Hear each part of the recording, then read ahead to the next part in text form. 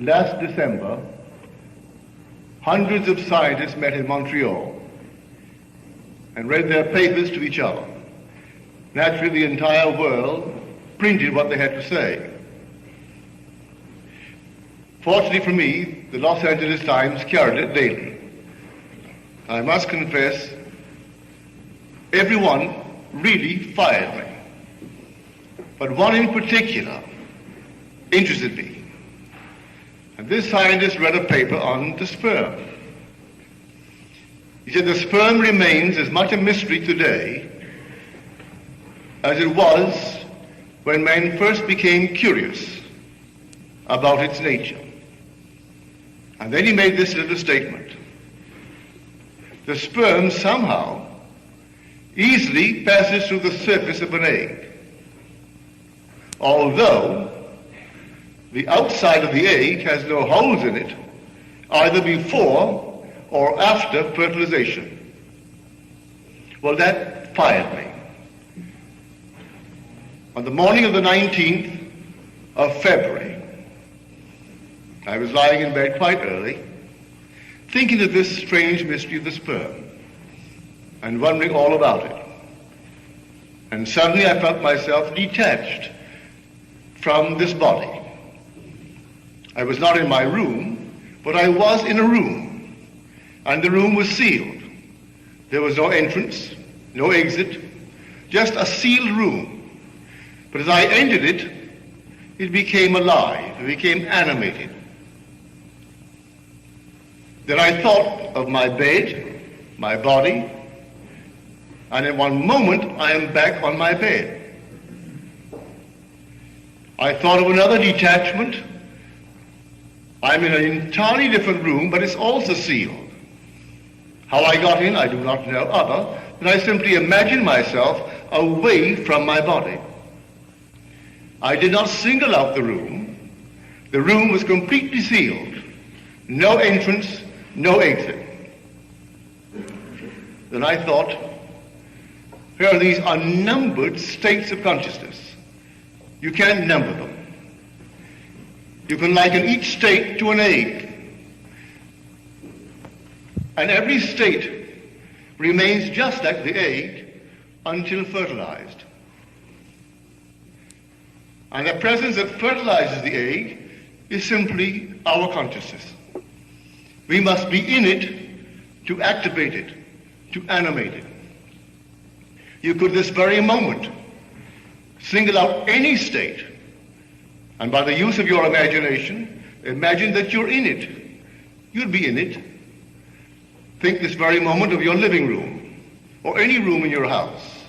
Take an object, a familiar object in your room, and bring it as close as you can. If it's really here, well then you can't be here in this room. As you become intense about it, concentrated on it, you are really where you are imagining yourself to be. For man being all imagination, he must be where he is in imagination.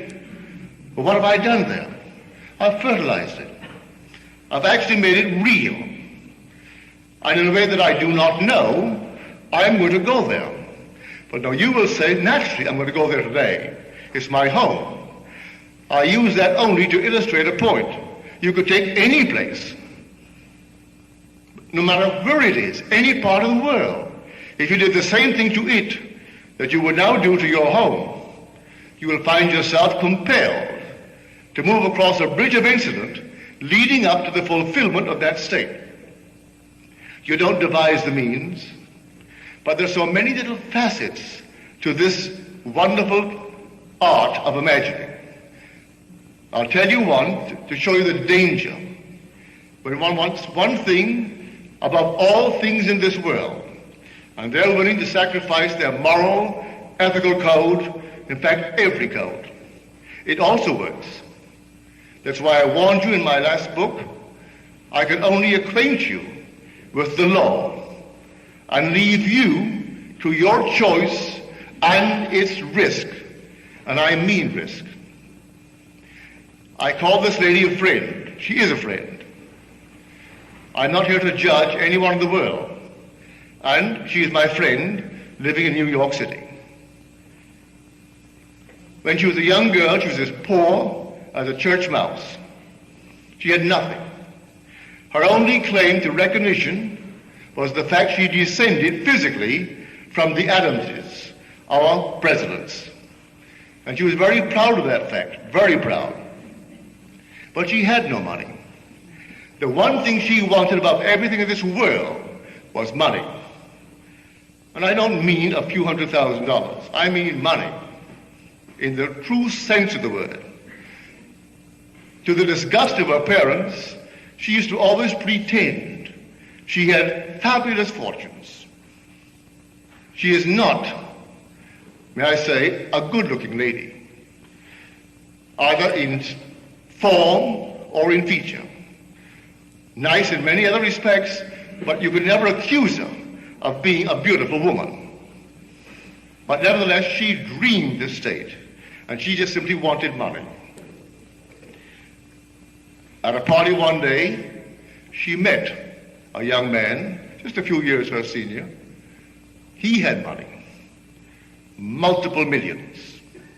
She had nothing. She had a physical line leading to the Adamses. He had oodles of money. His line led to one of the bishops of New York State. I do not say this to in any way discourage you in your admiration of some bishop or some man of the cloth, but his grandfather was a bishop in New York State.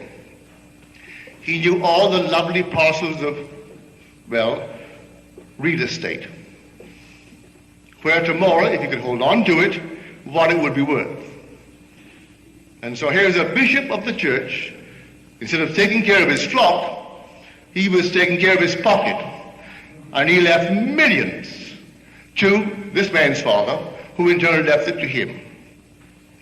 My friend only wanted money. And so in no time flat, they got married. And they lived for 21 years in intimate hostility. Really. Solid beyond measure. I wouldn't dare discuss it from the platform. So at the end of these 21 years, they called it the day and divided the millions. She still wanted more millions. She could open Tiffany with her diamonds and her jewelry. Still wanted more. She had a little cousin who always worked for a salary. But he got in on the ground floor when our huge big corporations of the day were being organized. Saved his money. He was a bachelor. He lived alone, very frugal. And he bought a little bit of this stock, a little bit of that, never touched it. It split and split and split and split. Year before last, he had the presence of mind to die. The only member of his family that would ever see him was this lady. She knew in some strange way he had money. She would bring him home for an occasional dinner, would call him on the phone. So when they found his will, she was the only member of the family named in the will. He has other first cousins, but they were above it all. They came from the Adamses. And he must be on the outside or something. But he was not what they would cultivate. When the will was read, my friend, and my friend alone, got it. The last estimate, they're still finding it. He put it in this bank, in that box, in the other box, well over $1 million. The stocks and bonds are worth, and she got it all. Now her cousins aren't speaking to her because she got it. The price she paid for money, I hope that no one here would be willing to pay. She could have had all the millions she now has, plus happiness. She could have, if she only knew the law. You want it, but you condition it. You want it with dignity. That statement of Milligan. I have a lavish, steady, dependable income, consistent with integrity and mutual benefit. That's our great Millikan. He was a poor boy too, and he grew tired of his poverty. And the story is told me by the one who interviewed him after he got the prize, the Nobel Prize, in this cosmic ray studies. And he said to her, the interviewer, I was a poor boy, raised in a nice environment. My father was a traveling minister. He had no money, but he gave us good books. We were always playing games, a strong body and a strong mind. But he had a code, a decent code. And so I wanted money, but I wanted it in this manner. So I locked myself in a room one day. I did not have even a glass of water for 16 hours. And in that interval, I repeated over and over and over to myself this thought that I wrote out. I have, in the present tense, I have a lavish, steady, dependable income, consistent with integrity and mutual benefit. Well, he certainly earned it. He had all these things when he died. He had the respect of the world. He gave to the world as much or more than they gave to him. Yes, he had millions, but look what he gave to the world. That's how he wanted it. My friend could have done something similar, but no, she wanted money. And she was willing to pay the price, any price, and how she has paid it. So I warn you, yes, you want something, and the thing that will fertilize it is your own wonderful human imagination. When you know exactly what you want, occupy it. I find one of the great fallacies of the world is perpetual construction, deferred occupancy. We know what we want, but we leave it out there and hope that the passing of time will make it. It won't do it. I have to occupy it and make there here. I'll make then now, and dwell in it just as though it were true.